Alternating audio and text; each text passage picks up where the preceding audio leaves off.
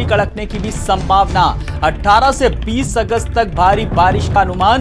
18 अगस्त को बागेश्वर नैनीताल भारी बारिश की संभावना, तो 19 अगस्त को पिथौरागढ़, बागेश्वर, चंपावत और नैनीताल में बारिश की संभावना।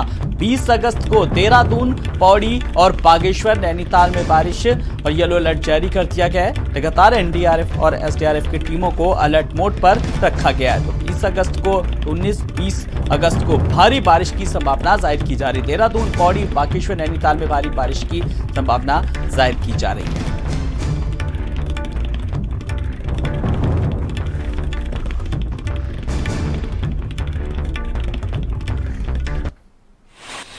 नमस्कार, मैं विक्रम सिंह, निदेशक मौसम केंद्र देहरादून से।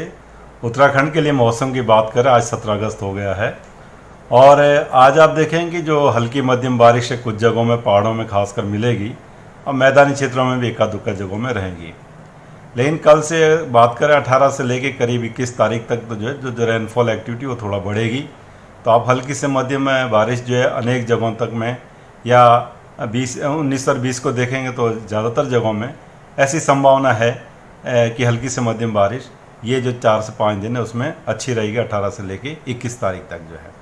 जहाँ तक भारी वर्षा का सवाल है तो उसमें जो है 18 को और इसी तरह आप 20 को देखेंगे तो जो हमारा नैनीताल या बागेश्वर डिस्ट्रिक्ट है उसमें एका दुक्का जगहों में संभावना है।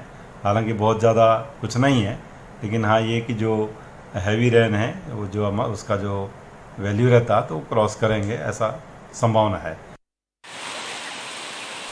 और भारी बारिश का अलर्ट, भारी बारिश की संभावना जाहिर की जा रही है। पंकज पवार हमारे संवाददाता, हमारे सहयोगी हमारे साथ जुड़ गए। पंकज, 18, 19, 20 3 दिन जो हैं वो बेहद खतरे वाले हैं। येलो अलर्ट जारी किया गया है। एनडीआरएफ और एसडीआरएफ की टीमों को अलर्ट मोड पर रखा गया है। किस तरीके के आप इंतजाम पा रहे हैं वहां पर?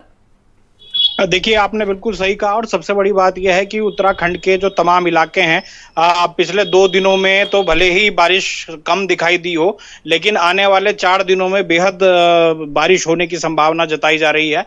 हालांकि 18 तारीख को भारी बारिश का अलर्ट है, इसके अलावा 19 तारीख को मध्यम बारिश का अलर्ट और 20 तारीख को फिर भारी बारिश का अलर्ट है और 21 तारीख को भी भारी बारिश का अलर्ट है। तो इन तमाम चीजों को देखते हुए जरूर जो उत्तराखंड के जो तमाम जिले हैं उनमें एसडीआरएफ और एनडीआरएफ की जो टीमें लगाई गई हैं उनको अलर्ट मोड पर रखा गया है। सीधे तौर पर जो पहाड़ के जो इलाके हैं, आप मेरे पीछे भी देख सकते हैं, बादल काले घिरने लगे हैं और अब से थोड़ी देर पहले तक धूप निकली हुई थी, लेकिन अब बिल्कुल काले घिरने लगे हैं और माना जा रहा है कि अब तो थोड़ी देर बाद बारिश हो सकती है। और अभी मेरे पीछे मसूरी का इलाका है, मसूरी के इलाके में तो इस समय लगातार बारिश हो रही है। तो आप समझ सकते हैं कि पहाड़ के जो तमाम दूरू इलाके हैं वहां पर लगातार बारिशें हो रही हैं और जिस तरीके से लोगों के लिए जीना भी परेशान हो चुका है कि कहीं ना कहीं उनके लिए भी परेशानियों भरी सबब बनती रहती है। ये परेशानियां सामने आ जाती हैं बारिश का नजारा देखते और उसकी खबर सुनते हैं। पंकज, आपने जो आपके पीछे जो काले काले बादल आए हैं ये इशारा कर रहे हैं लगातार